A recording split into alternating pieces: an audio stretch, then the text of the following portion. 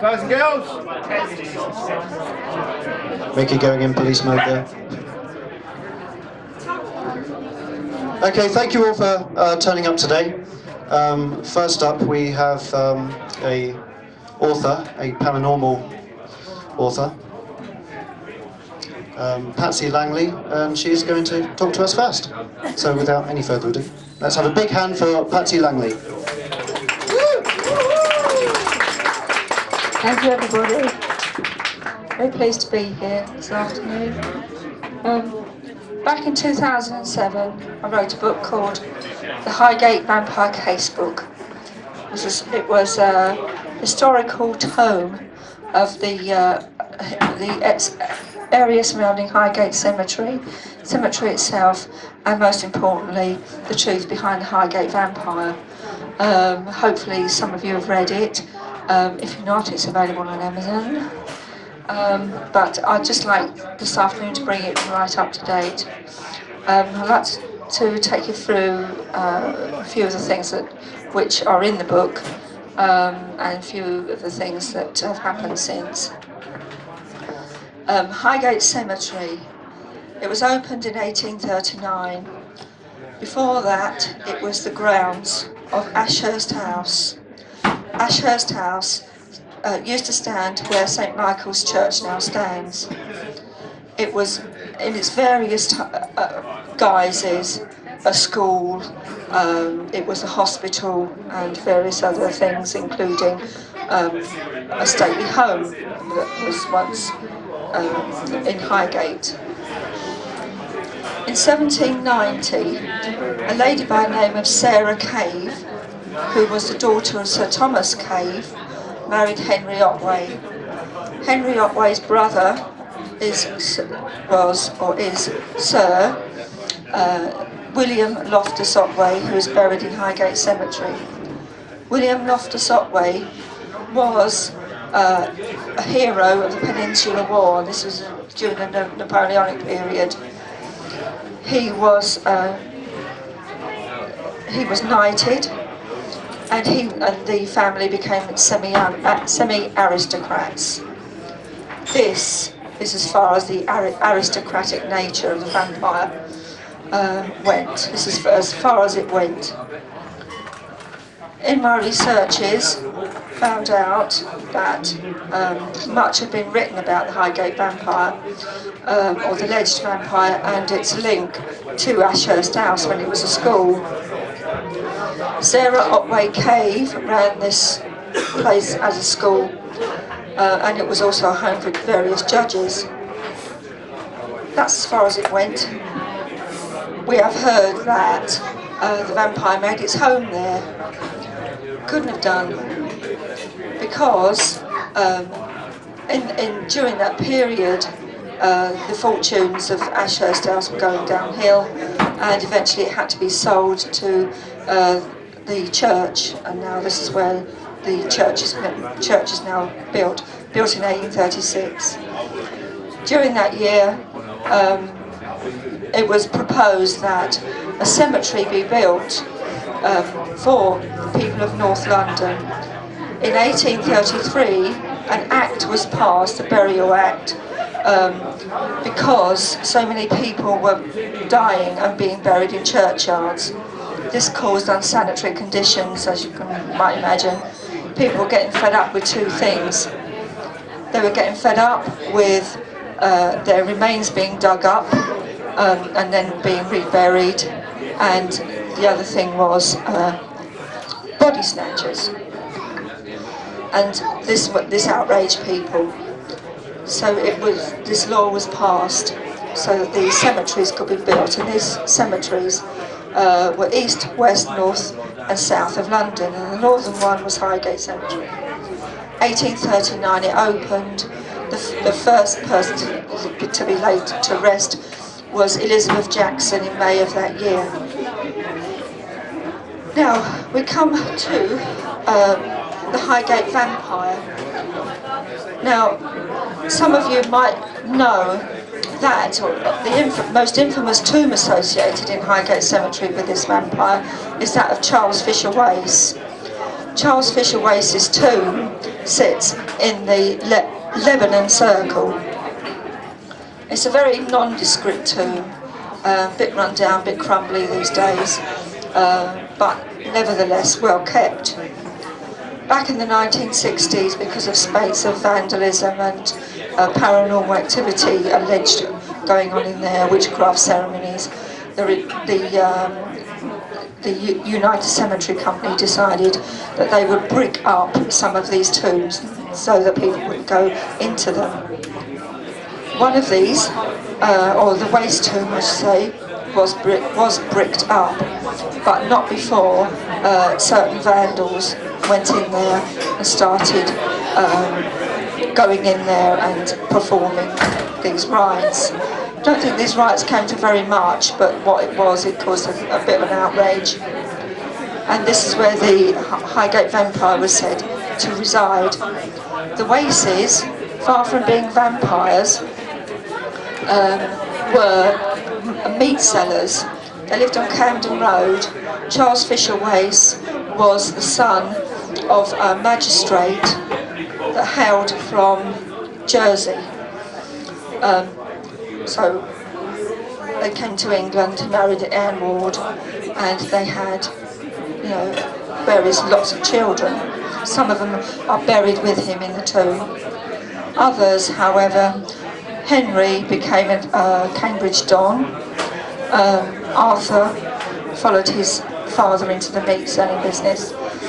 But from Henry's line, Henry the Cambridge Don, came Alan Wace. Alan Wace was one of the first archaeologists to discover the downfall of the Minoan civilization in Greece. He's actually buried in Athens. Since my book was published, I've heard from other members of the Wace family, and I am actually in contact with one of them, so that my revised edition of the book can be published. More on that when it comes out. Now, ley lines.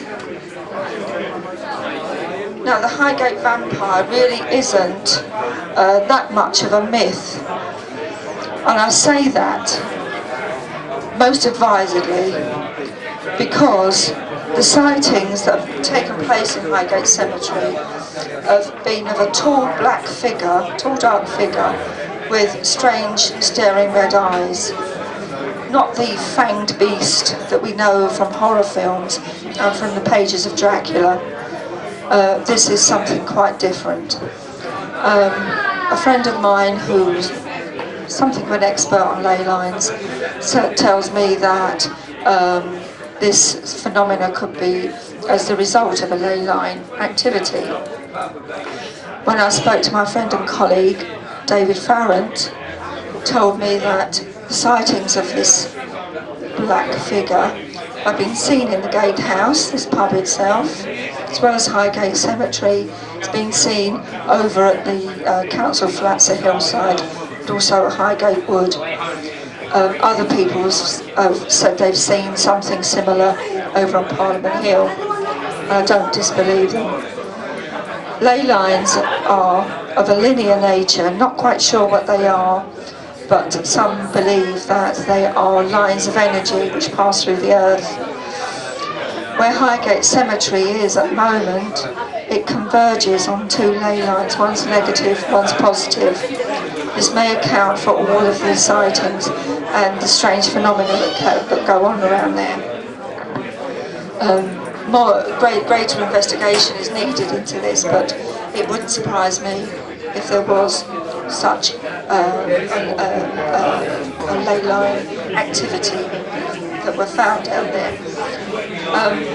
Also, Highgate Cemetery in that ley line, it crosses, it's a cross, and as bodies decay on a ley line, especially like in the cemetery, as they decay, they give off something of themselves until the bodies are fully decayed away, and then the shades, the ghosts, the phantoms disappear.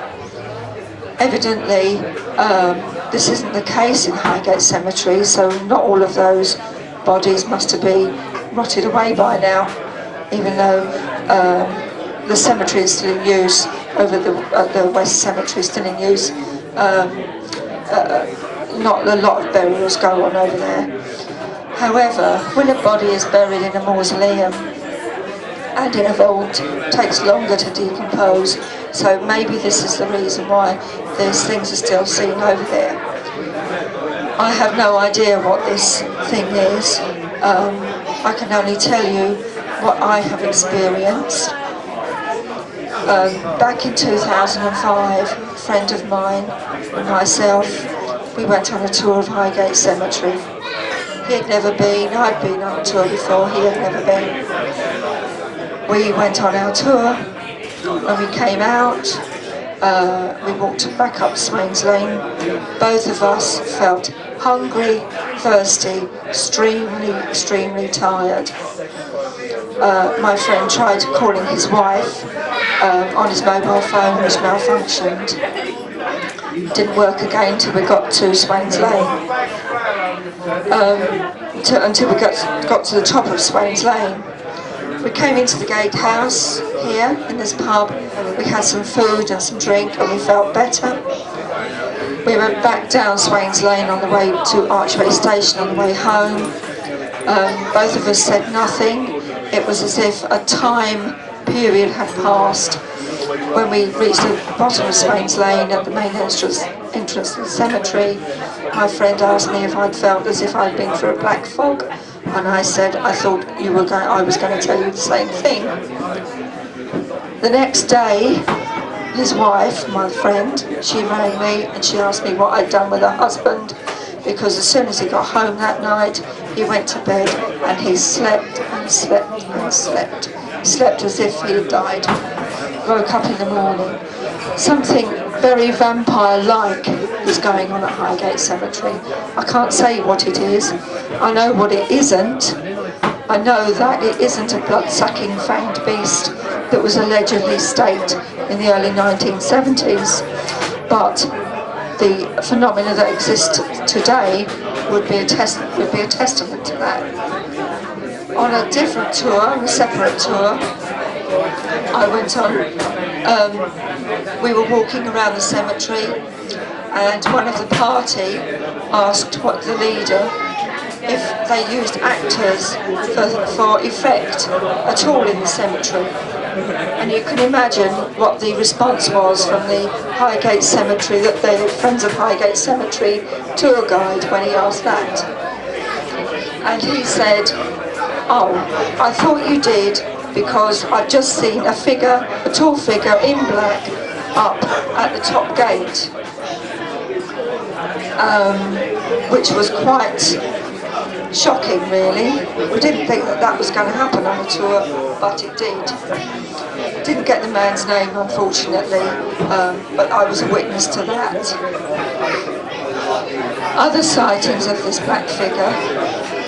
In Pond Square, there's been a sighting of this figure, as well as the ghost of Oliver Cromwell, and strangely enough, a ghost of a chicken stuffed with snow walks around Highgate Pond, or what was the pond. It was filled in 1845.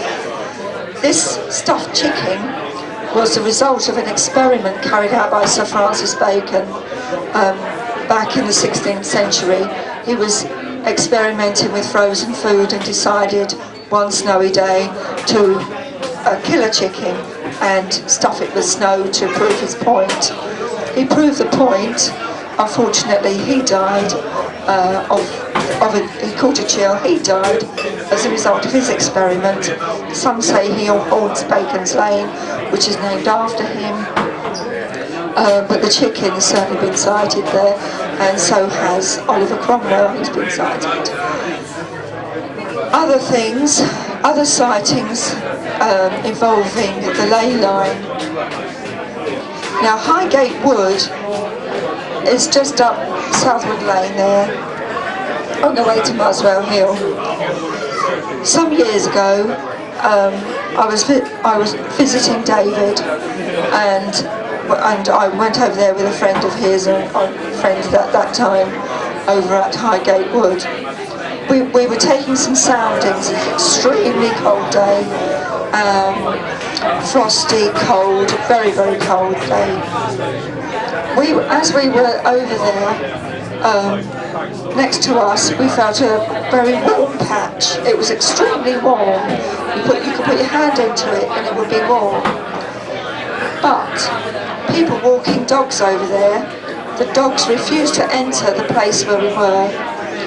As we looked through the trees, we could see a black figure disappearing down where some people were walking. They obviously didn't see it because they didn't say anything, or if they did see it, they didn't say anything. But we actually saw that black figure walking down the path in Highgate Wood. So I can say that I've actually seen the black figure, although it was from a little way away. I could say I could see it. I've seen it. Now there is another strange phenomenon to do with that ley line that runs through Highgate. I'm not sure when it was the 1950s or 1960s, I'm not sure. But the railway authorities thought that that it would be a good idea if they ran a railway line to take the load from Highgate down there, Shepherd's Hill, down that way, up to Alexandra Palace. Although the line was built, no trains ever ran on it. Don't know why, no trains ever ran on it. If you go to Highgate Station, you can see the lower level where the station was. It's still there, it's preserved. However, many people have heard trains running along that line, and some say they've seen a steam train chugging along that line. I don't know why that should be, because no trains ever ran along that line, but this could be another phenomenon of that ley line. It's interesting because that train is more often heard than seen, and it's usually late at night or in the very early hours of the morning. I know at least one person that's heard it. I know at least one person that's seen it. So this ley line isn't only confined to Highgate Cemetery and the village. It carries out right over into Fortune Green, Hampstead, and onward, very likely into Hertfordshire. So that's something for others to investigate. Highgate Wood is a very ancient wood. It was known by the Romans as a Roman settlement over there. It was known by the Romans and others, particularly as they're called highwaymen, on the run from the authorities, such as the police force were in that day. In those days, there wasn't anything of a police force. They would just have hue and cry posses.